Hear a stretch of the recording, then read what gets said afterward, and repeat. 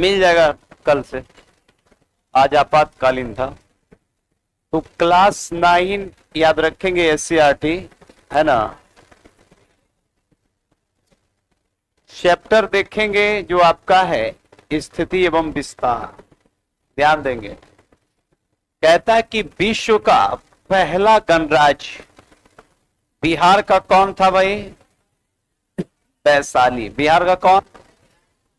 वैशाली। जिसकी राजधानी कहां थी? वैशाली का। वैशाली का बताइए। वैशाली की बात करेंगे, वर्तमान में भी वैशाली है, जिसका मुख्यालय हाजीपुर है। कहां है? और ध्यान रखेंगे वैशाली प्रथम गणराज्य था, जो आपको हिस्ट्री में भी बताया जाता है।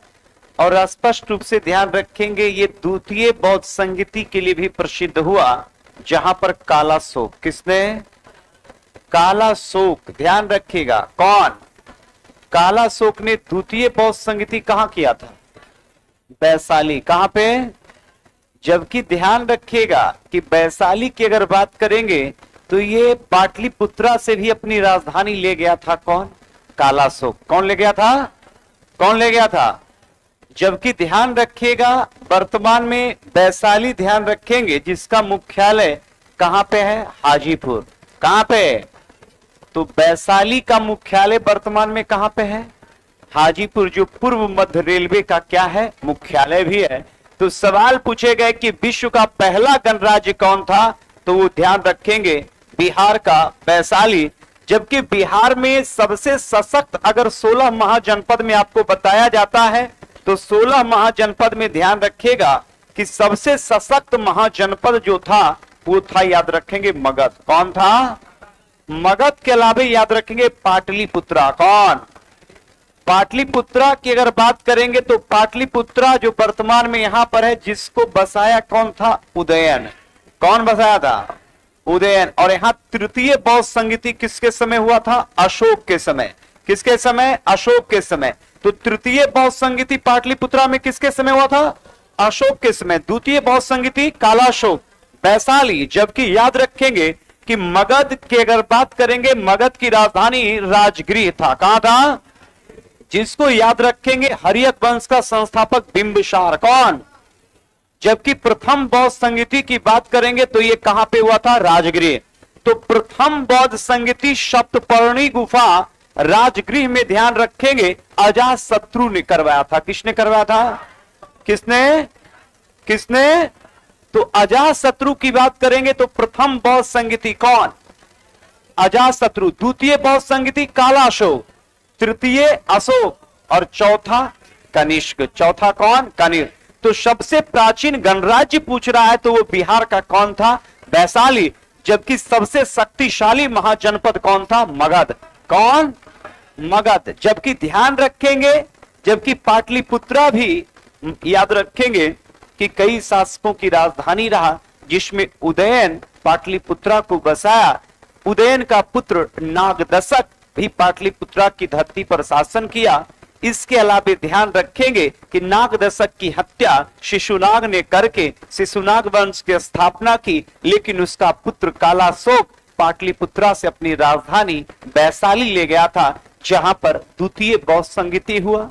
जबकि मौर्य वंश की अगर बात करेंगे तो मौर्य वंश के संदर्भ में कि मुख्य रूप से चंद्रगुप्त मौर्य चाणक्य के कुशल नीति के दौरान मगध की शक्तिशाली शासक के रूप में यहां पर उसका प्रादुर्भाव हुआ। उसने ध्यान रखेंगे नंद वंश के अंतिम शासक धनानंद की हत्या की, और उसके बाद उसको हराकर हत्या करने के बाद मगध के शक्तिशाली गणराज्य पर अपना स्थापना किया शासन। और इस तरीके से ध्यान रखेंगे कि मुख्य रूप से चंद्रगुप्त मौर्य के पुत्र बिंदुसार और बिंदुसार का पुत्र अशोक हुआ, और उसी के समय पाटलिपुत्रा की धरती पर तृतीय बौद्ध संगीति हुआ था। किसके समय? अशोक के समय। किसके समय? हेलो, इधर देखिए। चलिए नेक्स्ट सवाल अब ध्यान देंगे।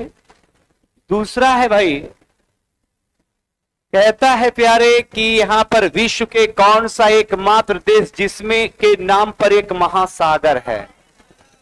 भारत। कौन? और वो है इंडियन ओशियन। कौन? जिसको हिंद महासागर कहते हैं। क्या कहते हैं? क्या कहते हैं? हिंद महासागर। कौन महासागर भाई? अब देखो भाई, यहां पर यह अरब सागर। कौन सागर? Online commandos. अरब सागर के बाद बे ऑफ बंगाल, बंगाल की खाड़ी। कौन सी खाड़ी प्यारे? बंगाल की खाड़ी। कौन सी खाड़ी? और इधर है हिंद महासागर। कौन है? तो ये नीचे ध्यान रखेगा, हिंद महासागर। हिंद महासागर की बात करेंगे, भारत का संबंध याद रखेंगे हिंद महासागर से। इसलिए भी नाम रखा गया क्योंकि ध्यान रखेंगे इधर इंडिया है, इसलिए कर इसे इंडिया या इंडियन ओशियन भी कहते हैं। हिंदुस्तान है इसलिए कर इसे हिंद महासागर कहते हैं। जबकि बगल में यह है बंगाल की खाड़ी। कौन सी है? और पश्चिम में है अरब सागर। कौन? ध्यान दीजिएगा कि बंगाल की खाड़ी का ही एक भाग है, ध्यान रखिएगा, मन्नार की खाड़ी। कौन सी खाड़ी? अब प्रश्न आ गया कि मन्नार की खाड़ी, तो मन्नार की खाड़ी भी भारत और श्रीलंका के बीच में है। भारत और किसके बीच में है? भारत और, तो भारत और श्रीलंका के बीच में कौन खाड़ी? मन्नार की खाड़ी। कौन खाड़ी? तो मन्नार की खाड़ी किन दो देश के बीच? भारत और, जबकि प्यारे अरब सागर में भी दो खाड़ी है। एक ध्यान रखिएगा, खंभात की खाड़ी। कौन सी खाड़ी? अब प्रश्न आ गया कि खंभात की खाड़ी गुजरात में अरब सागर का ही भाग है। किसका भाग है? किसका भाग? कौन खाड़ी? कौन सी खाड़ी? फंसाने के लिए आपको पूछेगा कि खंभात की खाड़ी किसका भाग है। ऑप्शन दे देगा हिंद महासागर, ऑप्शन दे देगा बंगाल की खाड़ी, ऑप्शन दे देगा प्रशांत महासागर, और ऑप्शन दे देगा अरब सागर। तो खंभात की खाड़ी किसका भाग है? किसका? और यहीं पर एक खाड़ी है कच्छ की खाड़ी। कौन सी खाड़ी? तो बताओ भाई कि कच्छ की खाड़ी अगर पूछ दे तो ये भी अरब सागर का भाग है। किसका भाग है? तो अरब सागर में दो खाड़ी है। कौन कौन? कच्छ की खाड़ी और खंभात की खाड़ी। कच्छ की खाड़ी और, कच्छ की खाड़ी और, कन्फर्म ना? जबकि इधर है आपका बंगाल की खाड़ी। कौन सी खाड़ी? कौन सी खाड़ी? भारत एक प्रायद्वीपीय देश है जिसके तीन तरफ याद रखेंगे जल क्षेत्र है। तीन तरफ क्या है? तीन तरफ क्या है? तीन तरफ, कन्फर्म ना? और इस तरीके से याद रखिएगा। और यही पर भारत के 9 राज्य की अगर बात करेंगे तो 9 राज्य समुद्री सीमा बनाता है। कौन सीमा बनाता है? तो प्यारे समुद्री सीमा से बनाने वाले टोटल राज्य कितने? कितने? कितने? कन्फर्म ना? तो समुद्री सीमा से बनाने वाले टोटल राज्य कितने हैं? 9। सबसे ज्यादा समुद्री सीमा गुजरात बनाता है। कौन? सबसे कम समुद्री सीमा गोवा। कौन? लेकिन बीपीएससी असेंडिंग और डिसेंडिंग ऑर्डर में पूछ लेता है। उसमें पूछेगा कि सबसे ज्यादा सबसे कम नहीं पूछता है, वो पूछेगा कि निम्नलिखित प्रश्नों पर ध्यान दीजिए, इनमें से सबसे ज्यादा समुद्री सीमा कौन बनाता है? और वहां गुजरात रहबे नहीं करेगा। तो गुजरात जब नहीं रहेगा तो दूसरा है आंध्र प्रदेश। कौन? दूसरा कौन? दूसरा कौन? आंध्र प्रदेश के बाद तमिलनाडु। कौन? केरल। कौन? कौन? महाराष्ट्र। कौन? उड़ीसा। कौन? कौन? पश्चिम बंगाल। कौन? गोवा। कौन? कंफर्म ना? तो ये कभी कभी प्यारे असेंडिंग और डिसेंडिंग ऑर्डर में भी तटों की लंबाई पूछ लेता। चलिए नेक्स्ट सवाल की ओर चलिए। अब तो लोग आइए करेंगे, आइए रहे हैं, है कि नहीं? कल से परसों के बीच फिर आ जाएंगे सब लोग, बात समझ गए ना? हाँ, लेकिन हमने तो पतझड़ बनाया था, ऐसे करेंगे लोग, क्योंकि लोग जाएगा कहां, कोई उपाय भी नहीं है। लेकिन होली में छोड़ के हमको गया है ना, इस बात का हमें गम है। चलो ध्यान देना, अब ध्यान दीजिएगा। जिसके साथ गया था ना होली खेलने तू लोग, और जो आएंगे वो एगो काम नहीं देगा, ध्यान रखना, क्योंकि वो तुम्हारे प्रतीक्षा इसलिए कर रहा था हाँ, बस तुमसे लाभ और स्वार्थ निहित है। अभी भी इस कलयुग में और इस सृष्टि पर दो लोग, दो में भी अब सबसे श्रेष्ठ हम बचे, क्योंकि टीचर बस आपसे कुछ गुरु दक्षिणा, जो कि इस भौतिकवाद समय में सिस्टम चलाने के लिए और हमको भी कुछ खाने पीने के लिए आपसे मैं रकम लेता हूं। बाकी आपके साथ कोई नेह और रिश्ता और कोई लाभ से आपका रिश्ता हमारे साथ नहीं जुड़ा हुआ है। बाकी जितने भी इर्द गिर्द आपके सामने घूम रहे हैं वो सब आपके स्वार्थ निहित है पार्थ, इस बात ध्यान रखो, है ना। नेक्स्ट सवाल की ओर चलेंगे। कहता है कि भारत का मुख्य भूभाग कितने डिग्री अक्षांश तक फैला है प्यारे? कितने कितने 8 डिग्री 4 मिनट उत्तर से 37 डिग्री 6 मिनट। कन्फर्म ना?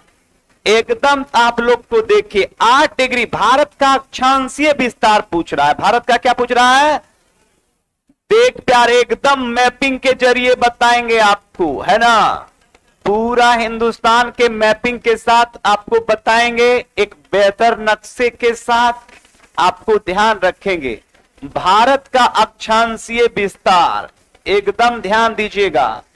भारत का अक्षांशीय विस्तार की बात करेंगे प्यारे तो एकदम समझ लो भारत कितना से कितना डिग्री अक्षांश के बीच में है। तो सबसे पहले ध्यान रखिएगा कि ये आपका है 8 डिग्री। कितना डिग्री? 8 degree 4 minute. 8 डिग्री, ये 8 डिग्री 4 मिनट प्यारे तमिलनाडु से। कहां से? कहां से? और ये है 37 डिग्री। कितना डिग्री?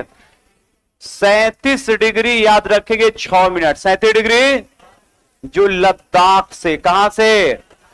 तो बताओ भारत कितना से कितना डिग्री के बीच में है? 8 डिग्री 4 मिनट से 37 डिग्री 6 मिनट। 8 डिग्री 4 मिनट से। अब आपका यह है कि ये इतने डिग्री के बीच में है तो इसके लिए प्रोसेस हमको जाना पड़ेगा, प्रोसेस से समझाना पड़ेगा प्यारे। सबसे पहले देखो ये पृथ्वी है और इसी में अपना एक देश भारत भी है, दुनिया के 200 से देश इसी में है।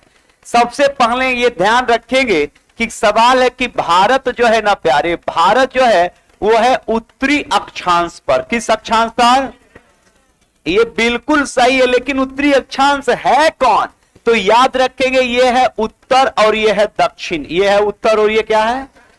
किसी को बस यही कहिएगा कि पूछेगा अक्षांश क्या है तो कहिएगा अक्षांश एक काल्पनिक रेखा है जो पृथ्वी के बीचों बीच या पृथ्वी के बीचों बीच छोड़ दीजिए, पृथ्वी के पूर्व से पश्चिम की ओर, पूर्व से पश्चिम की ओर खींची गई काल्पनिक रेखा को क्या कहते हैं? अक्षांश। क्या कहते हैं? लेकिन मेरे प्यारे पूरब से किधर? पूरब से या पश्चिम से पूरब? तो पूरब से पश्चिम या पश्चिम से पूरब खींची गई काल्पनिक रेखा पृथ्वी पर क्या है? अक्षांश। क्या? जो एक काल्पनिक रेखा है। कैसी रेखा है? कैसी रेखा? काल्पनिक रेखा है। और इस बीचों बीच खींची गई काल्पनिक रेखा को हम भूमध्य रेखा कहते हैं। क्या कहते हैं? जो 0 डिग्री होता है। कितना डिग्री? ये विषुवत रेखा भी इसको कहते हैं। क्या कहते हैं? तो 0 डिग्री से ऊपर चले जाएंगे तो ये आपका हो जाएगा उत्तरी गोलार्ध। क्या हो जाएगा? ये आपका हो जाएगा उत्तरी गोलार्ध या उत्तरी अक्षांश। उत्तरी गोलार्ध या, और ये आपका हो जाएगा दक्षिणी अक्षांश। क्या हो जाएगा? क्या हो जाएगा? तो भारत इधर है। भारत इधर है कि नहीं है? एकदम आराम से समझिए, एक नक्शा यहां पर भी समझाएंगे क्योंकि आप लोग मास्टर बनिएगा और मास्टर को हम ज्यादा पढ़ाते हैं। कहा है कि आपको सिर्फ जो है कंपटीशन नहीं निकालना है, आपको लड़का पढ़ाना भी है। बाकी जो स्टूडेंट को हम उतने पढ़ाते हैं जिससे उसको नौकरी लग जाए, बाकी ब्याह शादी हो जाए, लेकिन आपको हम उतना नहीं छोड़ेंगे। आपको हम उतना पढ़ाते हैं कि आपका कंपटीशन भी क्लियर हो और सीख के जाइए, तब बिहार के भविष्य को आगे बढ़ाइए। नहीं तो फिर बकलोले मास्टर जब पहुंच जाएगा तो फिर देश का की होगा, बिहार राज्य का क्या होगा, समझ रहे ना? बहुत दिक्कत होगा। बात समझ रहे हैं ना। और आप लोग जाइएगा पढ़ाइएगा, खिचड़ी तिचड़ी वाला मामला एकदम कैंसिल करवाइएगा। एकदम सबसे बकवास अगर कोई योजना है तो वो खिचड़ी योजना है सबसे। अब पूरे बिहार में उतने भी गरीबी नहीं रह गया कि लोग खिचड़ी के लिए तरसें। क्योंकि हां, अगर थोड़ा सा भी अगर व्यक्ति सजग है, अब जो अपने जिंदगी से ही खत्म है तो उसको तो आप कुछ नहीं कर सकते, लेकिन अगर थोड़ा स्वास्थ्य है तो 500 रुपया रोज कमा रहा है। और बिहार सरकार अगर शिक्षा को बिल्कुल दुरुस्त करके तो उतना लोग कमा रहे हैं अभी के डेट में कि वो अपना एक दो परिवार को तो आसान से 2 बच्चा और 1 बीबी को आराम से वो बेहतर तरीके से पाल सकता है, क्योंकि उतना मजदूरी है। क्योंकि नॉर्मल काम करने के बाद भी 400-500 रुपया है, और अगर वो बेहतर अगर अपने परिवार को देखता, अब 500 रुपया में 400 रुपया पी जाएगा तो उसको भगवान भी नहीं बचाएगा। और उसकी मानसिकता को तो हम कुछ कर नहीं सकते। तो 2-4% जब तक सृष्टि है तब तक उस तरह के लोग रहेंगे। हाँ, वो तो खत्म ही नहीं होगा, तो उस लोगों को हम नहीं कर सकते हैं। लेकिन ये योजना है और टीचर भी व्यस्त है, सरकार भी व्यस्त है, तो ये सब सिर्फ वोट बैंक का है। सबसे पहले क्या, चुस्त दुरुस्त कर दिया जाए शिक्षा को, है ना, पूरा पढ़ाई हो, है ना, 10 बजे से लेकर 4 बजे तक एकदम ईमानदारी से पढ़ाए हो पूरा, फिर हमारा राज्य, हमारा जो बिहार है उसी पैटर्न पर लौट जाएगा। एक खिचड़ी विचड़ी वाला मामला में जो है ना बहुत प्रॉब्लम होता है। बच्चा का ध्यान था खिचड़ी पर लगल रहता है। बच्चा है ना जी, बच्चा कोई भी है तो बच्चा, हम रहे चाहे आप रहे, बच्चा का स्वभाव ही होता है कि कुछ भी बन रहा तो देखिएगा कतनों खा लिया फिर भी वो खड़े रहेगा, मम्मी, है ना। तो ये तो सरकार गलत कर रहा है कि उस बच्चे के साथ वो अन्याय करवा रहा है। तो ये बात ध्यान रखिएगा, आप लोग एकदम सुधार कीजिएगा। अब प्यारे देखो, एक नक्शा यहां बना रहे हैं, ये एक छोटा सा भारत का नक्शा है। देखिए यहां से देखो भाई, सबसे पहले भारत की नक्शा, भारत उत्तरी अक्षांश पर है, बिल्कुल सही है। यहां से काउंट कीजिए, अगर 1 कट्ठा जमीन लीजिएगा तो 1 कट्ठा ने नाप के लीजिए, घेरिएगा कि दूसरों वाला नाप लीजिएगा। तो जब भारत 8 डिग्री पर है तो 8 डिग्री पर न रहेगा। अगर 1 कदम इधर आ जाएगा तो ये चल जाएगा श्रीलंका के जमीन नाप लेगा, और इधर एक कदम बढ़ जाएगा चीन में चल जाएगा। तो चीन का जमीन तो हम नापेंगे नहीं, हम तो अपना जमीन नापेंगे। 1 कट्ठा लिए तो 1 कट्ठा घेरा दीजिएगा कि 1.5 कट्ठा दे दीजिएगा।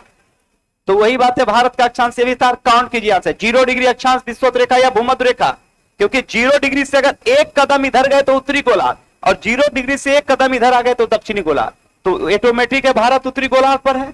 तो 0 डिग्री से काउंट कीजिए तो 1 2 3 4 5 6 7 8 डिग्री, याद रखिए 4 मिनट। 8 डिग्री 4 मिनट किस राज्य को टच कर रहा है? तमिलनाडु को। किस राज्य को? 8 डिग्री से चलिए, 8 के बाद 10 12 13 14 15 20 25, है ना, 30 31 32 33 34 35 36 37 37 जैसे ही पहुंचिएगा ना तो ये लद्दाख को टच कर रहा है। किसको टच कर रहा है? तो 37 डिग्री याद रखेंगे 6 मिनट। 37 डिग्री तो ये किसको टच कर रहा है? लद्दाख। और 8 डिग्री 4 मिनट किसको प्यारे? तमिलनाडु। किसको? तमिलनाडु। तो बताओ भारत 8 डिग्री 4 मिनट से कितना? क्योंकि 37 डिग्री 6 मिनट किसको टच कर रहा है? लद्दाख से अगर 1 कदम इधर जाएंगे तो कहां चल जाएगा? चीन। तो हम चीन का जमीन नापेंगे कि अपना? अरे अपने ना। और इधर भी याद रखेंगे अपना ही नापेंगे, अपना है ना। तो ये 8 डिग्री 4 मिनट से कितना? 8 डिग्री 4 मिनट से, 8 डिग्री 4 मिनट से ये अक्षांशीय विस्तार। कौन विस्तार? कौन विस्तार? जबकि प्यारे अब कहता कि अक्षांश। कोई पूछेगा, बचवा पूछेगा कि सर ये अक्षांश क्या होता है? कहिएगा कि काल्पनिक रेखा है जो दिखाई नहीं देता। जैसे भूत काल्पनिक है, आज तक केकरो दिखाई नहीं दिया, खाली खिस्सा में पूरा मजा देगा कि एकदम रात में हम भूत देखे थे, लेकिन भूत काल्पनिक है। भूत क्या है? ओरिजिनल में कोई टच करके नहीं देखा है। हाँ, परछाई देखा है, और सवेरे वो बोलेगा कि रात में हम देखे थे वो खड़ा था। अब क्या खड़ा था ये हमको पता नहीं है, लेकिन खड़ा था। भूते होगा तो भूत काल्पनिक है। तो उसी प्रकार से अक्षांश क्या है? काल्पनिक है, जिसको हम क्या है? देख नहीं सकते हैं, है ना। जैसे समय, रविवार, आज रविवार है, छुट्टी का है, बहुत सारे लड़के छुट्टी मना रहे हैं रविवार, लेकिन रविवार आया। क्या रविवार को आते कोई देखे थे खिड़की से कि आ रहा है रविवार, आज छुट्टी होगा? सपनों में रविवार आता है, लेकिन मन में रिलैक्स होता है कि आज छुट्टी है तो छुट्टी ले लेते हैं आप।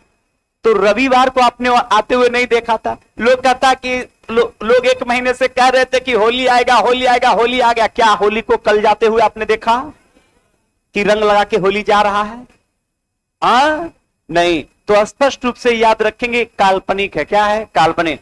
तो ध्यान रखेंगे यहां पे कि अक्षांश अगर पूछ देगा तो प्यारे मैंने बताया था कि मौसम, क्या मौसम तापमान, मौसम और क्या मौसम तापमान और जलवायु, मौसम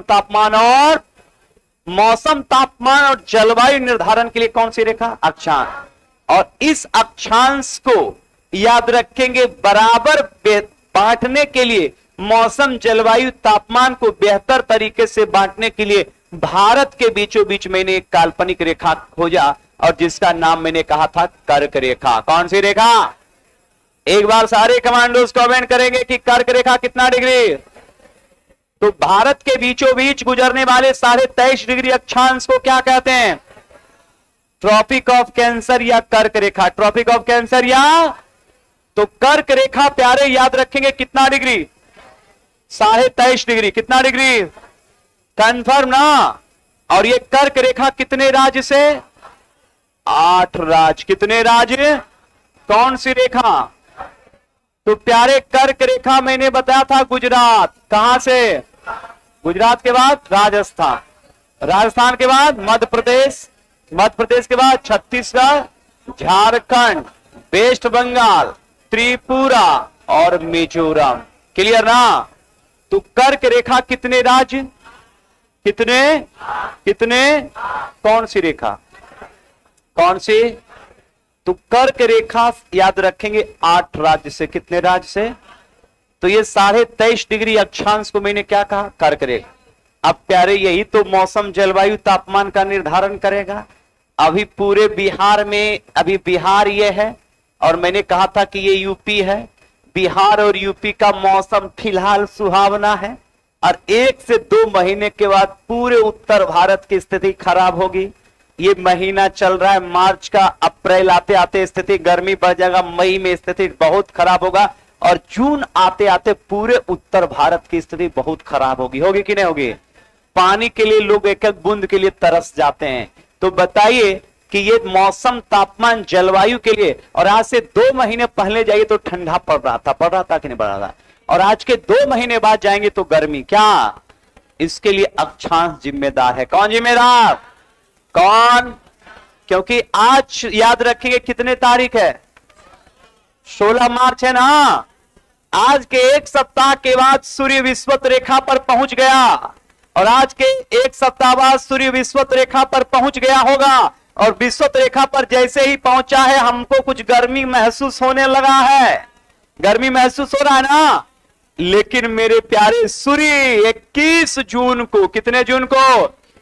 21 जून को सूर्य पहुंच जाएगा कर्क रेखा पर। किस रेखा पर? और पूरे उत्तर भारत में भीषण गर्मी पड़ेगा। पड़ेगा कि नहीं पड़ेगा? तो बताइए कि कर्क रेखा अक्षांश है कि नहीं है? तो 23.5 डिग्री अक्षांश को हम क्या कहते हैं? और कर्क रेखा भारत के बीचों बीच गुजर रही है कि नहीं? और कर्क रेखा पर सूर्य कब आएगा? और 21 जून को सूर्य जब कर्क रेखा पर सीधा आके चमकेगा तो पूरे उत्तर भारत में गर्मी पड़ेगा कि नहीं? और पूरे उत्तर भारत में लू पड़ेगा, गर्मी पड़ेगा, लोग पानी के एक एक बूंद के लिए तरसेंगे। तो स्पष्ट रूप से है कि ये मौसम जलवायु और तापमान निर्धारण के लिए कौन सी रेखा है? कर्क रेखा। और वो कर्क रेखा कितने डिग्री? 23.5 डिग्री, जो एक अक्षांश है। जो एक क्या है? तो दुनिया के अंदर मौसम जलवायु और तापमान निर्धारण के लिए कौन सी रेखा? कौन सी? कर्क रेखा। तो स्पष्ट रूप से याद रखेंगे ही, लेकिन मुख्य रूप से मौसम जलवायु और तापमान के लिए कौन जिम्मेदार है? अक्षांश। और 23.5 डिग्री अक्षांश को हम क्या कहते हैं? कर्क रेखा। क्या कहते हैं? कर्क रेखा। याद रखिएगा। और कर्क रेखा के इधर मैंने कहा था आपसे कि कर्क रेखा भारत के बीचों बीच 2 भाग में, कर्क रेखा के ऊपर शीतोष्ण कटिबंध और कर्क रेखा के नीचे प्यारे उष्ण कटिबंध। कैसे कटिबंध? उष्ण कटिबंध। क्लियर? तो 0 डिग्री अक्षांश को विषुवत रेखा और 23.5 डिग्री अक्षांश को हम क्या कहते हैं? याद रखिएगा। नेक्स्ट सवाल।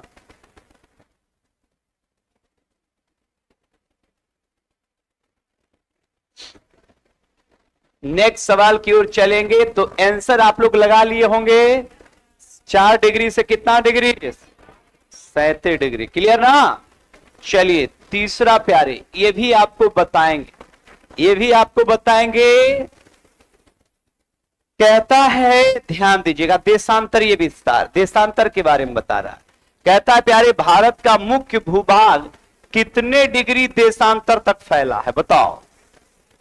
68 डिग्री 7 मिनट से 97 डिग्री पूर्वी देशांतर, 68 डिग्री 7 मिनट से 68 डिग्री 7 मिनट से 97 डिग्री 25 मिनट। क्लियर ना। इसको भी आप लोग समझिए कैसे, इसको भी समझाएंगे। लिखे आप लोग, लिख लिए ना। 68 डिग्री 7 मिनट से कितना, 68 डिग्री 7 मिनट से 97 डिग्री 25 मिनट। क्लियर ना। अब प्यारे ये भी देख लो क्या है, तो यहां पर चेक करेंगे, इसको भी हम अलग से बताएंगे ताकि आपको कंफ्यूजिंग ना हो, है ना। चलिए ध्यान दीजिएगा, यहां पर ये भी नक्शे से समझिए। ज्योग्राफी में जब तक आप नक्शे का प्रयोग नहीं करेंगे, मैपिंग का प्रयोग नहीं करेंगे, आपको समझ में नहीं आएगा। समझेंगे आप भूल जाएंगे, है ना। इसलिए कर अक्सर हम मैपिंग का प्रयोग ही करते हैं। ध्यान देना है भाई। ये देशांतर की बात करेंगे, है ना। तो देशांतर की बात करेंगे तो सबसे पहले देशांतर की बात करेंगे तो देशांतर प्यारे होता क्या है ये भी समझेंगे। अभी मैंने कहा था कि यह भी एक काल्पनिक रेखा है, यह भी एक क्या है, काल्पनिक। देखो ये पृथ्वी है और पृथ्वी पर खींची गई काल्पनिक रेखा उत्तर से, याद रखेंगे, दक्षिण। उत्तर से किधर, दक्षिण। देखो उत्तर से दक्षिण जो है ना, इसको भी हम देशांतर कहते हैं। देशांतर की कुल संख्या प्यारे कितना है, देशांतर की कुल संख्या कितनी, 360। कितनी, 300। एक सवाल बन गया कि देशांतर कितना, 360। कितना, 360। तो कोई आपसे पूछेगा कि देशांतर क्या है, तो आप उसे कहेंगे कि पृथ्वी पर एक काल्पनिक रेखा है, जो लोग जिसको मानते हैं, जिसको लोग क्या है, मानते हैं। और ये रेखा पृथ्वी पर उत्तर से किधर प्यारे, दक्षिण। तो उत्तर से दक्षिण खींची गई काल्पनिक रेखा को क्या कहते हैं, देशांतर। क्या कहते हैं, तो उत्तर से दक्षिण खींची गई काल्पनिक रेखा को क्या कहते हैं, क्या कहते हैं। और देशांतर की कुल संख्या कितना, तो एक बार यूट्यूब वाले कमांडोज कमेंट करेंगे कि देशांतर की कुल संख्या कितनी, 360। कितने, तो भाई पृथ्वी पर बीचों बीच है, तो इधर आधा इधर आधा, तो ये देशांतर को हम 0 डिग्री कहते हैं। क्या कहते हैं, जिसको याद रखेंगे प्रधान विश्व मानक समय भी कहते हैं।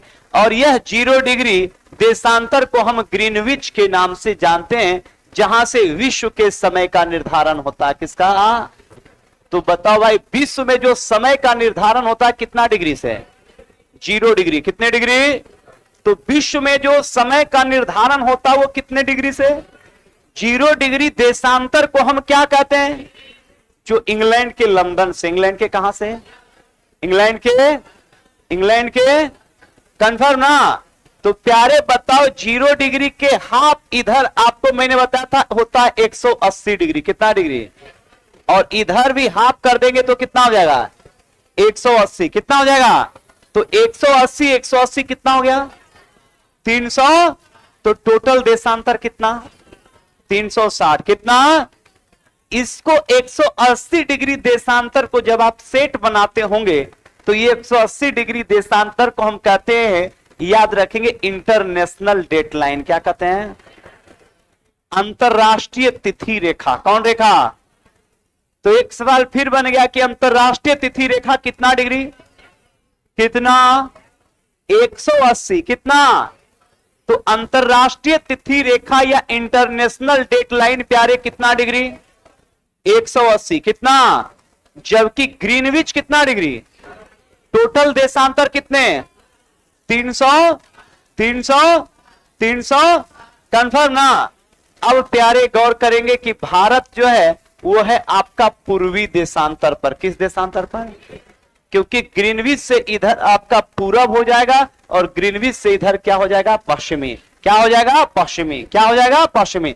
तो एक ध्यान दीजिएगा, कि भारत की जो स्थिति है इसको इस मैप से आप समझिए।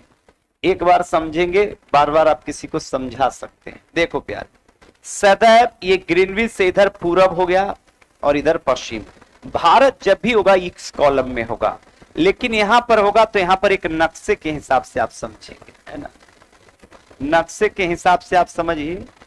देखिए यहां से अगर आप चलेंगे 0 डिग्री से, तो 0 डिग्री से 10, 20, 30, 40, 50, 60, 61, 62, 63, 64, 65, 66, 67, 68।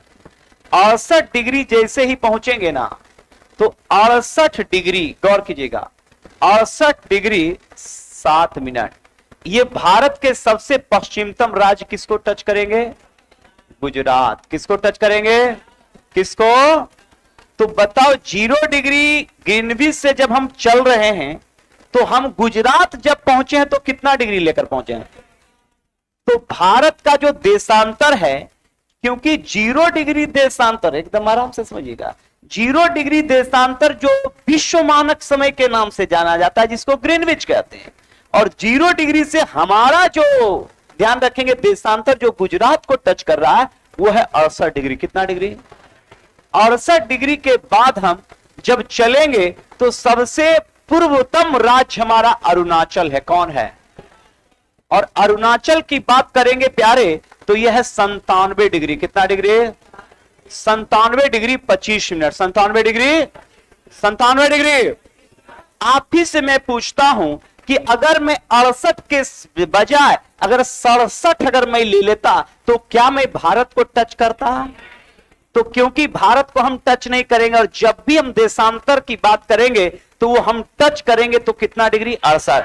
68 डिग्री जैसे ही पहुंचता है तो गुजरात को टच करता है। किसको टच करता है? और सबको पता है कि भारत का सबसे पश्चिमतम अगर राज्य की बात करेंगे तो पश्चिमतम राज्य कौन है? गुजरात। कौन है? गुजरात। तो बताओ 68 डिग्री 7 मिनट जो देशांतर है किसको टच कर रहा है? और सबसे पूर्व में 97 डिग्री किसको प्यारे? अरुणाचल को। किसको? अक्सर आप लोग बनाते होंगे, पढ़ते होंगे कि भारत का सबसे पूर्वतम राज्य अरुणाचल है। कौन? तो बताओ भाई, हम तो इतने के बीच में है, 68 डिग्री 7 मिनट से 97 डिग्री, 68 डिग्री 7 मिनट से 97 डिग्री। तो एक बार ऑनलाइन वाले कमेंट करेंगे कि अरुणाचल प्रदेश कितने डिग्री देशांतर पर होगा? 97 डिग्री 25 मिनट। 97 डिग्री। और पश्चिमतम राज्य गुजरात प्यारे 68 डिग्री। 68 डिग्री कंफर्म ना? अब प्यारे गौर करना है, ध्यान देंगे कि ये 68 डिग्री और 97 डिग्री के बीच अगर मापिएगा ना, तो अब बताइए कि अगर कोई पूछेगा कि देशांतर क्या है, आप तो देशांतर बता रहे हैं, तो आप कहिएगा कि देशांतर जो है, देशांतर जो रेखा है वो याद रखेंगे दुनिया में, विश्व में समय का निर्धारण करता है। किसका निर्धारण? तो विश्व में समय निर्धारण करने के लिए क्या है भाई? देशांतर। देशांतर की कुल संख्या 360। ध्यान से पढ़िए, देशांतर की कुल संख्या 360। प्रश्न आएगा कि देशांतर क्या है, तो बोलेंगे कि देशांतर समय का निर्धारण करता है। किसका निर्धारण? तो जहां से विश्व का समय का निर्धारण होता है उसको हम क्या कहते हैं? 0 डिग्री। क्या कहते हैं? तो विश्व का समय का निर्धारण कितना डिग्री? तो 0 डिग्री देशांतर को क्या कहते हैं? ग्रीनविच। जो इंग्लैंड के कहां से? लंदन से। इंग्लैंड के कंफर्म ना? लेकिन प्यारे ये तो विश्व का समय का निर्धारण होता है, लेकिन मेरे भी देश का समय का निर्धारण होता है, और वो 68 डिग्री से 97 डिग्री के बीच वाले एरिया जो याद रखेंगे 82.5 डिग्री है। कितना डिग्री है? तो बताओ भारतीय मानक समय कितना डिग्री है? बताओ भारतीय मानक समय की बात करेंगे प्यारे, कितना हो जाएगा? 82.5 डिग्री। कितना? जो इलाहाबाद के नैनी से, इलाहाबाद के। तो एक सवाल बनेगा कि भारत का समय का निर्धारण कितने डिग्री? 82.5 डिग्री। कितना डिग्री? कितना डिग्री? कंफर्म ना? यहां से किसका निर्धारण होता है? भारत का समय। तो भारत का समय कितना डिग्री? 82.5 डिग्री। देशांतर को भारतीय मानक समय कहते हैं। भारतीय क्या कहते हैं? और विश्व मानक समय कितना डिग्री? और अक्सर आप सुने होंगे कि विश्व मानक समय से हमारा भारतीय मानक समय कितना घंटा? 5 घंटा 30 मिनट। 5 घंटा क्या है प्यारे? आगे है। तो हमने बताया कि आगे है, लेकिन कैसे आगे है? तो याद रखेंगे कि 1 डिग्री बराबर होता है 4 मिनट। 1 डिग्री बराबर होता है कि नहीं? तो 1 डिग्री बराबर जब 4 मिनट होता है तो 15 डिग्री बराबर कितना? 60 मिनट होगा ना। 15 डिग्री बराबर कितना? 60 बराबर 1 घंटा। कितना घंटा? तो 0 डिग्री से हमारा समय याद रखेंगे कितना डिग्री है? 82.5।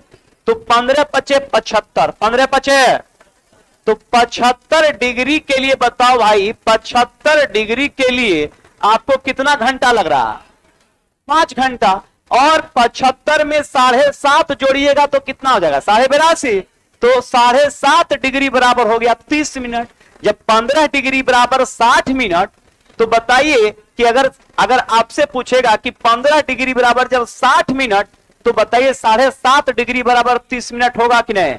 अब 75 में जब 7.5 जोड़ेंगे तो कितना? 82.5। अब भारतीय मानक समय कितना? 82.5। तो याद रखेंगे 5 घंटा प्यारे 30 मिनट विश्व मानक समय से भारतीय मानक समय आगे है। तो भारतीय मानक समय आगे कितना है प्यारे? कितना घंटा? 5.5 घंटा। कितना घंटा? तो एक बार सारे कमांडोज बताएगा कि 1 डिग्री बराबर कितना मिनट? कितना?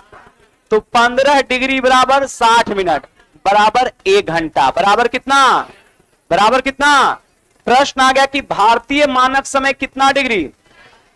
82.5।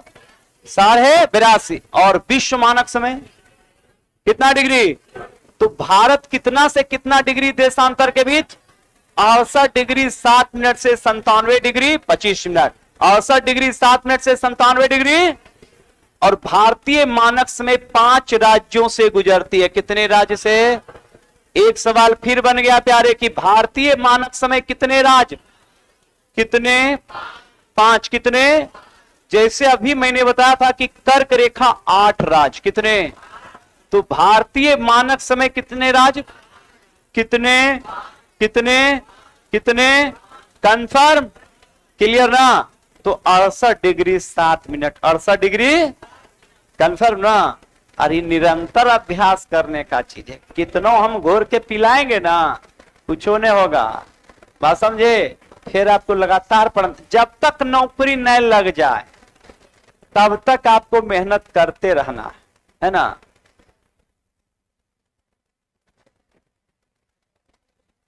चलिए, बहुत अच्छा कमेंट भी आ रहा है। चलिए नेक्स्ट सवाल की ओर चलेंगे। तो ये आपका समझ गए 68 डिग्री 7 मिनट है ना। आगे प्यारे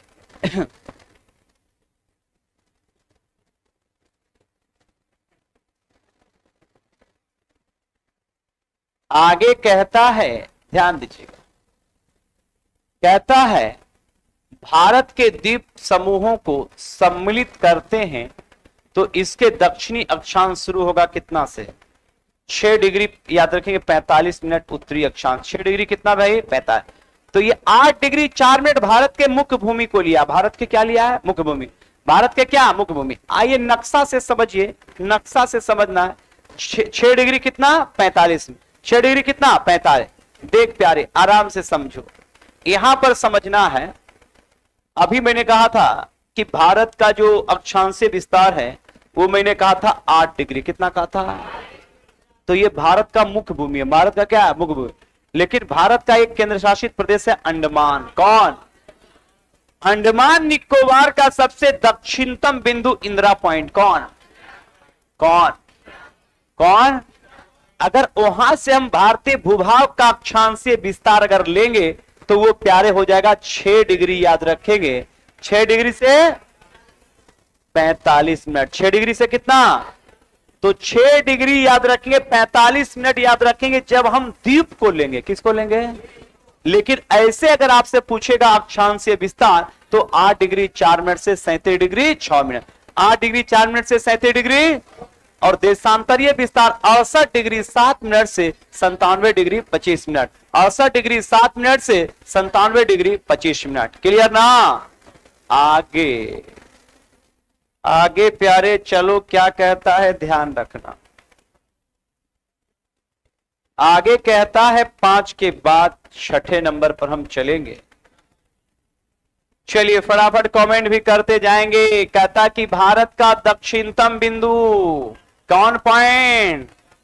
इंदिरा पॉइंट। कौन पॉइंट प्यारे? इंदिरा पॉइंट कहां पे? इंदिरा पॉइंट कहां पे? अंडमान निकोबार। कहां पे? अंडमान निकोबार के ग्रेट निकोबार, अंडमान निकोबार के, या इसी को कहीं कहीं पर कहते हैं बृहत निकोबार। क्या कहते हैं? बृहत निकोबार। याद रखेंगे ग्रेट निकोबार पर भारत का दक्षिणतम बिंदु का नाम क्या है? इंदिरा पॉइंट। कौन पॉइंट? जो याद रखेंगे अंडमान निकोबार का भाग है। किसका भाग है? तो भारत का सबसे दक्षिणतम बिंदु का नाम इंदिरा पॉइंट कहां है प्यारे? ग्रेट निकोबार। कहां पे? ग्रेट निकोबार को क्या कहते हैं? बृहत निकोबार। ग्रेट निकोबार को कंफर्म ना? ध्यान देना। नेक्स्ट सवाल की ओर चलेंगे। कहता है प्यारे, कहता कि भारत के बीचों बीच से कौन सी रेखा गुजरती है? कर्क रेखा। कितना डिग्री? कितना डिग्री? 23.5 डिग्री। कौन सी रेखा? कर्क रेखा। भारत के बीचों बीच। लेकिन ये कर्क रेखा भारत में किसका निर्धारण करता है प्यारे? मौसम। क्या चीज? मौसम। जलवायु। क्या चीज? जलवायु के बाद तापमान। तो मौसम, जलवायु और तापमान निर्धारण करने के लिए भारत के बीचों बीच कौन सी रेखा? कौन सी रेखा? कर्क रेखा। कौन सी रेखा? और ये कर्क रेखा 23.5 डिग्री। कितना डिग्री? और ये भारत में, अभी मैंने आपको बताया था कि भारत में ये काल्पनिक रेखा, ध्यान रखिएगा कि मौसम, जलवायु, तापमान को निर्धारण करता है और इसी के कारण वनस्पति और ह्यूमन डेवलपमेंट की बात करेंगे, मानव की बात करेंगे, तो ये सारे के सारे अक्षांश पर निर्भर हैं। अगर हम बात करेंगे कि 66.5 डिग्री अक्षांश पर दुनिया की उतनी आबादी नहीं निवास करती है जैसे आर्कटिक और अंटार्कटिका 66.5 से 90 डिग्री अक्षांश, रूस के साइबेरिया और कनाडा वाले बर्फीले इलाके में ना तो वनस्पति में कोई विविधता देखी जाती है और ना ही याद रखेंगे ह्यूमन डेवलपमेंट और ना ही जीवों का विकास नहीं, क्योंकि वहां पर वर्ष भर ठंडा पड़ता है। इस लेकर वहां पर वही प्लांट या वही जानवर मिलता है जो ठंडा में एडेप्ट कर सके।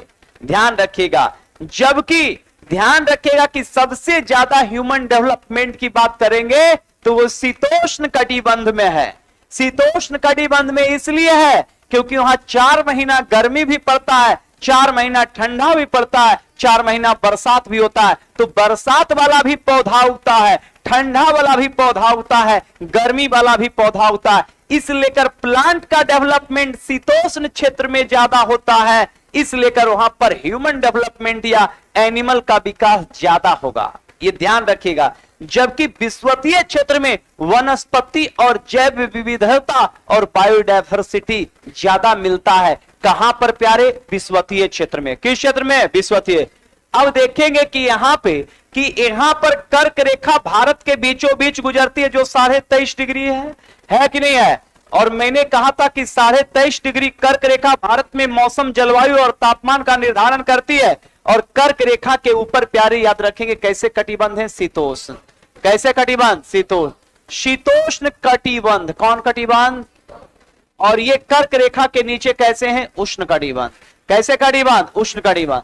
किसी को भी आप समझा सकते हो प्यारे कि जैसे केरल, मैंने कई बार बताया कि केरल, तमिलनाडु, आंध्र प्रदेश, कर्नाटक, गोवा, ये सारे राज्य जो हैं ये मुख्य रूप से उष्ण कटिबंध में है। कहां पर है?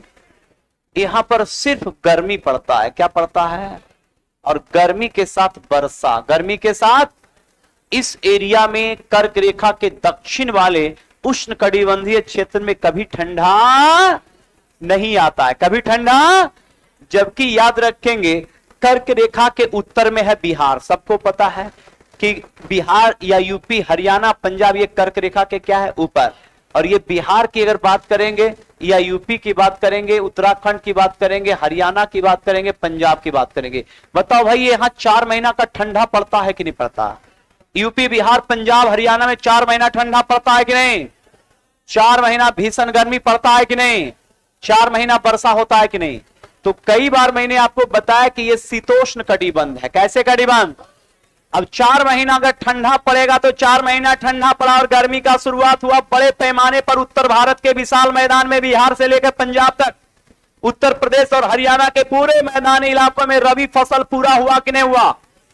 गेहूं और चना, मसूर, अरहर पूरा हुआ कि नहीं? तो बताइए ह्यूमन डेवलपमेंट के लिए काफी लाभ पहुंचाएगा कि नहीं पहुंचाएगा? आदमी अगर चावल नहीं भी हुआ और गेहूं पूरा उमच के हो गया तो दोनों टाइम रोटी खाएगा, लेकिन खाएगा, है कि नहीं है? लेकिन ध्यान रखेंगे गेहूं भी हो जाता है, चावल भी हो जाता है। अब गेहूं चावल पूरा होगा तो ह्यूमन डेवलपमेंट, याद रखेंगे, सबसे ज्यादा जनसंख्या बसाव होगा। और इस जनसंख्या बसाव के लिए याद रखेगा कि मुख्य रूप से मैदानी इलाकों के साथ साथ जलवायु भी निर्भर करता है, क्योंकि जलवायु अगर बेहतर नहीं होता तो ध्यान रखेंगे इतनी ज्यादा डेंसिटी या जनसंख्या बिहार और यूपी में नहीं होता। बिहार यूपी में दुनिया की सबसे बड़ी सघन आबादी इसलिए निवास करती है क्योंकि दुनिया का विशाल मैदान, गंगा का मैदान, और दुनिया की सबसे उपजाऊ मिट्टी, जलोढ़ मिट्टी, यही यूपी और बिहार और बंगाल के मैदान में है, जिसे हम गंगा का मैदान और ब्रह्मपुत्रा और सिंधु का मैदान कहते हैं। और ध्यान रखिएगा कि जलवायु आदर्श होने के कारण ध्यान रखेंगे यहां वनस्पतियों की कोई कमी नहीं है। अभी जैसे ही गेहूं कटा है, लोग देखिए खीरा ककड़ी जो है मक्का बो देगा, मक्का जैसे ही खत्म होगा, खीरा ककड़ी खत्म होगा, फिर वर्षा आ जाएगा, फिर बड़े पैमाने पर धान बोए जाएंगे, धान जैसे ही कटता है गेहूं बोया जाता है। मतलब खाद्यान्न की कोई कमी नहीं है। इसलिए कर बिहार और यूपी के लोग में याद रखेंगे ज्यादा काम करने की इच्छा और धन संग्रह करने की उतनी इच्छा नहीं है। आराम से इसको भरपेट खाना मिल गया, आराम से खाएगा, सुबह शाम चौराहे पर जो है संसद का पूरा कार्यवाही सुनाएगा, है ना, और आराम से जिएगा। तो ये ध्यान रखिएगा ह्यूमन डेवलपमेंट इस एरिया में इसीलिए ज्यादा है क्योंकि ये कैसे कटिबंध है? शीतोष्ण कटिबंध। कैसे कटिबंध? ये ध्यान रखिएगा। तो भारत में मौसम, जलवायु और तापमान निर्धारण के लिए कौन सी रेखा प्यारे? कर्क रेखा। कितने डिग्री? 23.5 डिग्री। कितने डिग्री? 23.5 डिग्री। याद रखेंगे। नेक्स्ट सवाल की ओर चलेंगे। कहता है कि भारत के उत्तर से दक्षिण तक कितने किलोमीटर लंबाई है? भारत का उत्तर से दक्षिण प्यारे 3214।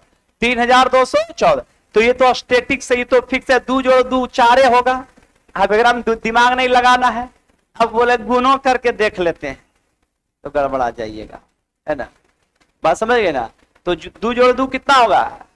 4 होगा। सीधा ध्यान रखिएगा। तो भारत का उत्तर से दक्षिण में लंबाई कितना है प्यारे? 3214। 3214। 3214 कन्फर्म ना। नेक्स्ट सवाल की ओर प्यारे चलेंगे। ये भी सवाल याद रखिएगा। भारत के पूर्व से पश्चिम तक लंबाई कितना प्यारे? 2933 किलोमीटर। 2900 कितना? 2933। 2933 किलोमीटर। किधर से किधर? पूरब से पश्चिम। पूरब से पूरब से। तो पूरब से पश्चिम कितना लंबाई? 2900। 2900 कंफर्म।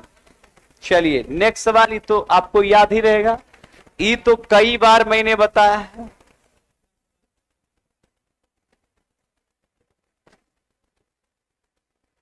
चलिए नेक्स्ट सवाल की ओर चलेंगे। अब कहता है कि भारत का क्षेत्रफल कितना वर्ग किलोमीटर है प्यारे? 32,87,263 वर्ग किलोमीटर। 32 लाख। इसमें कभी भी बदलाव उदलाव आएगा, जनसंख्या में बदलाव आएगा, लेकिन भारत के राज्य में भी बदलाव आएगा। राज्य बहुत हो सकता है कि आगे जाके 2 4 10 20 साल के बाद फिर राज्य बन जाए, केंद्र शासित प्रदेश बन जाए। लेकिन क्षेत्रफल की बात करेंगे तो क्षेत्रफल 32,87,263 वर्ग किलोमीटर है कि नहीं है? तो भारत का कुल क्षेत्रफल कितना? 32,87,263। 32,87,200। राज्य कितने हैं? 28। केंद्र शासित प्रदेश 8। केंद्र शासित 8। केंद्र शासित तो याद रखेंगे 1947 में जब देश आजाद हुआ तो ध्यान रखेंगे उस समय भारत का क्षेत्रफल 32,87,263 32,87,263 वर्ग किलोमीटर था प्यारे, याद रखिएगा। कहता है कि भारत का विश्व में कितने प्रतिशत भौगोलिक क्षेत्रफल है भाई? कई बार मैंने बताया कि 2.4, 2 कितना? विश्व में जितना जमीन है, विश्व में जितना जमीन है उस जमीन का मेरे पास जो हिस्सा है 32,87,263 वर्ग किलोमीटर, पूरे विश्व के भूमि का कितना है? 2.4, 2.4। तो विश्व के कुल क्षेत्रफल का, विश्व के कुल क्षेत्रफल का हमारे पास जमीन कितना प्यारे? 2 क्षेत्रफल 32,87,263, 32,87,200, 32,87,200, तो 32,87,263 वर्ग किलोमीटर के साथ भारत दुनिया का 7वां सबसे बड़ा देश है। दुनिया भारत का क्या है? दुनिया का 7वां सबसे बड़ा देश कौन? तो विश्व में अगर बात करेंगे तो विश्व के कुल भूमि का, विश्व के कुल जमीन का हमारे पास जमीन कितना है? 2 क्लियर ना? चलिए नेक्स्ट सवाल की ओर प्यारे, क्या कहता है ध्यान देना। कहता है कि भारत की स्थलीय सीमा रेखा की कुल लंबाई कितना किलोमीटर है? 15,200 किलोमीटर। 15,000 कितना? जिसमें अंडमान निकोबार और लक्षद्वीप का भी समुद्री सीमा मापा गया है, जिसमें भारत के याद रखेंगे 9 राज्य। भारत के कितना? भारत के ध्यान रखिएगा कि यहां से अगर आप देखेंगे समुद्री सीमा प्यारे, तो ये समुद्री सीमा की स्थलीय सीमा, अच्छा सॉरी ठीक है, अच्छा ठीक है स्थलीय सीमा है ना, अच्छा ठीक है। तो स्थलीय सीमा ध्यान रखिएगा है ना, समुद्री सीमा ने स्थलीय सीमा। तो स्थलीय सीमा की अगर बात करेंगे तो स्थलीय सीमा में प्यारे गौर करना है कि हमारे कितने देश आता है, क्योंकि यहां पर आप ध्यान देंगे, इस नक्शे से आप ध्यान देंगे तो स्थलीय सीमा में सबसे पहले पाकिस्तान, कौन? अफगानिस्तान, चीन, चीन के बाद नेपाल, नेपाल के बाद भूटान, और भूटान के बाद म्यांमार, कौन? और म्यांमार के बाद बांग्लादेश, कौन प्यारे? तो ये भारत के याद रखेंगे प्रमुख स्थलीय सीमा से, कौन सीमा? तो स्थलीय सीमा से लगने वाला पहला देश पाकिस्तान, कौन? दूसरा कौन? अफगानिस्तान, तीसरा चीन, चौथा नेपाल, पांचवा भूटान, छठवां म्यांमार, सातवां बांग्लादेश। कितने प्यारे? 7। कितने कितने? तो ये 7 देशों से स्थलीय वो जमीनी सीमा कौन बना रहा है? भारत। कौन बना रहा है? कौन कौन? तो भारत का कुल स्थलीय सीमा 15,000 कितना? 15,000 15,000 15,000 15,000। तो पूरा ये आपके 7 देश की अगर सीमा को हम नापेंगे तो 15,000 कितना? 15,000। तो सीधा याद रख लेना कि 15,000 कितना? 15,000। लेकिन प्यारे सबसे अधिक स्थलीय सीमा भारत किसके साथ? एक बार ऑनलाइन यूट्यूब कमांडोज बोलेगा कि सबसे अधिक स्थलीय सीमा भारत किसके साथ? बांग्लादेश। किसके साथ? तो सबसे लगभग 4,000 किलोमीटर। कितना? देख भी लीजिएगा, उसी में है ना। तो ध्यान रखेंगे सबसे ज्यादा स्थलीय सीमा भारत, बांग्लादेश किसके साथ, और सबसे कम? तो सबसे ज्यादा किसके साथ? बांग्लादेश सबसे ज्यादा और सबसे कम? सबसे ज्यादा और सबसे कम। कंफर्म ना? क्लियर? लेकिन इसको भी असेंडिंग डिसेंडिंग ऑर्डर में पूछ लेता है। तो प्यारे पहले पर कौन कौन, दूसरा, तीसरा पाकिस्तान, और उसके बाद चौथा नेपाल, पांचवा म्यांमार, छठवां भूटान, और 7वां। तो प्यारे क्रम अगर पूछेगा कि बताइए कि स्थलीय वो जमीनी सीमा में, याद रखेंगे लंबाई के हिसाब से भारत, तो मुख्य रूप से याद रखेंगे बांग्लादेश के बाद चीन। बांग्लादेश के बाद, बांग्लादेश के बाद सबसे ज्यादा किसके साथ? चीन के साथ बनाता है। चीन के बाद पाकिस्तान, पाकिस्तान के बाद नेपाल, के बाद म्यांमार, म्यांमार के बाद भूटान, और भूटान के बाद, तो प्यारे सबसे ज्यादा अंतरराष्ट्रीय सीमा भारत किसके साथ? बांग्लादेश। किसके साथ? और सबसे कम, सबसे कम कंफर्म। जबकि रेड क्लिफ रेखा भारत पाकिस्तान, रेड क्लिफ रेखा, रेड क्लिफ रेखा भारत पाकिस्तान की अंतरराष्ट्रीय सीमा कौन सी रेखा? Red Cliff. कौन सी? जबकि मैकमोहन भारत और चीन, मैकमोहन भारत और चीन, मैकमोहन भारत और चीन। तो मैकमोहन रेखा किसके किसके बीच? भारत और, भारत और कौन सी रेखा?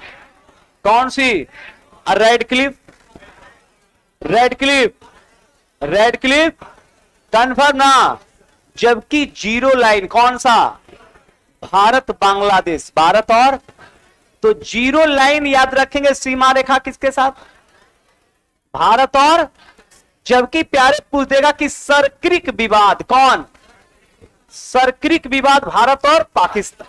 सरक्रिक विवाद, सरक्रिक विवाद भारत और कौन विवाद? कौन विवाद?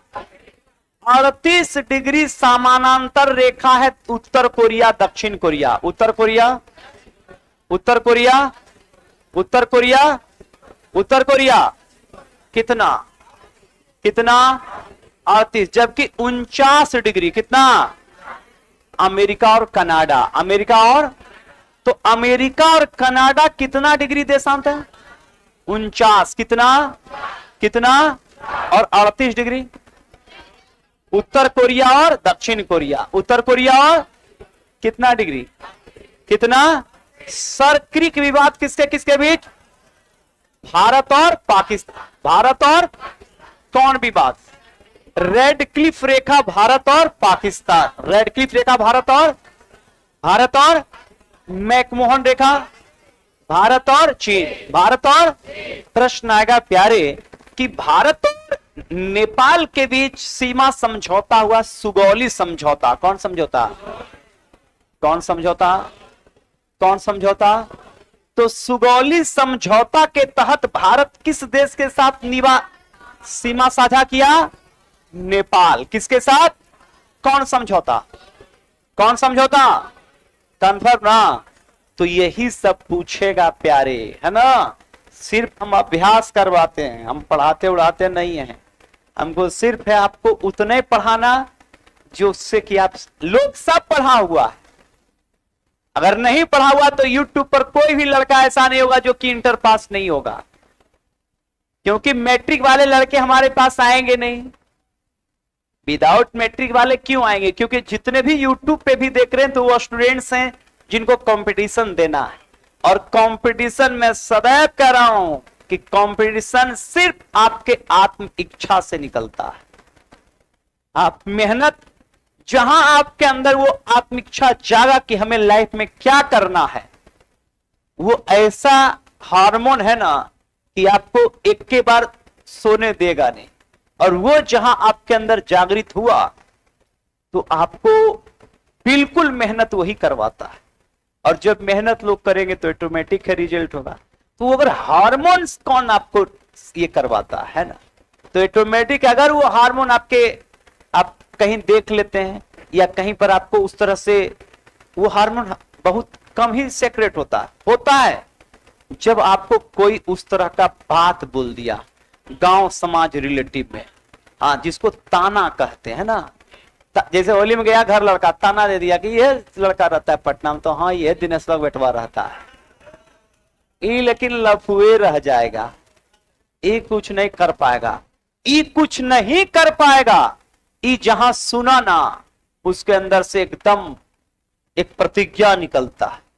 अर्जुन तो महाभारत में लड़ ही नहीं रहा था, उसको पुशअप किए भगवान श्री कृष्ण इतना उसको उतना उसको समझा रहे थे, समझ में नहीं करता था। एक बार उसको क्रोध दिलाए, बोले कि ये ऐसे नहीं मानेगा, इसको क्रोध दिलवाते हैं। बोले कि अरे पगला, उस दूत सभा में जब द्रौपदी का कपड़ा, सोच अर्जुन, कपड़ा हटाया जा रहा है तुम्हारे बीवी का, थोड़ा बढ़िया से सुनो, और दुशासन कपड़ा खींच रहा है।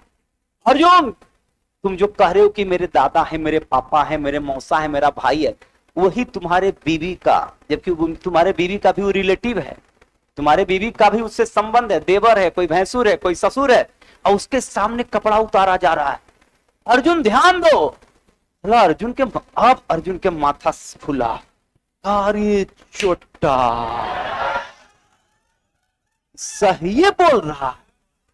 तब अर्जुन को ध्यान आया, क्योंकि माया उसको घेर लिया था। जैसे कुरुक्षेत्र के मैदान में अर्जुन पहुंचा गांडीव लेकर, देखा कि सामने गुरु द्रोण है जो बचपन में मुझे प्यार से पढ़ाए थे, सामने भीष्म, सामने कृपाचार्य, ये सभी योद्धा तो हमारे अपने। माया घेर लिया, और उस समय वो दूत सभा जहां द्रौपदी का चीरहरण हो रहा था, वो सब भूल गया। उसी माया को हटा रहे थे पार्थ भगवान श्री कृष्ण। ठीक उसी प्रकार से, जिस प्रकार से हमारा बहुत अर्जुन होली में घर गया है, और उसके चेहरों पर माया ढका हुआ है, लेकिन वो कोई माया काम नहीं देगा। इसलिए कर हे पार्थ, आगे देखो कि आगे भविष्य में ना तो तुम्हारे सामने मां होगा, ना पिताजी होंगे, क्योंकि सबका अंत हो जाएगा। और जब तुम पिता बनोगे तो तुम्हारे माता पिता तो तुमको बहुत बेहतर तरीके से पाले हैं, लेकिन तुम अगले जनरेशन अपने बच्चे को कैसे पालोगे जब पैसे नहीं रहेगा तब? इसलिए कर माया जाल से निकलो पार्थ, है ना। हाँ, चल प्यारे, ध्यान देना है, आगे ध्यान रखिएगा। सवाल कहता है कि भारत की मुख्य भूमि का तटीय सीमा रेखा कितने किलोमीटर प्यारे? तो तटीय सीमा रेखा कितना? 61। कितना? 6100 किलोमीटर, जिसमें 9 राज्य। कितने राज्य प्यारे? और 9 राज्य और 2 केंद्र शासित प्रदेश। 9 राज्य और क्या है? तो 9 राज्य की बात करेंगे तो 9 राज्य में प्यारे समुद्री सीमा में आपको मैंने बता दिया था कि 9 राज्य में प्यारे गुजरात, कौन सा? गुजरात, महाराष्ट्र, गोवा, कर्नाटक, केरल के बाद तमिलनाडु, आंध्र प्रदेश के बाद उड़ीसा। क्लियर ना?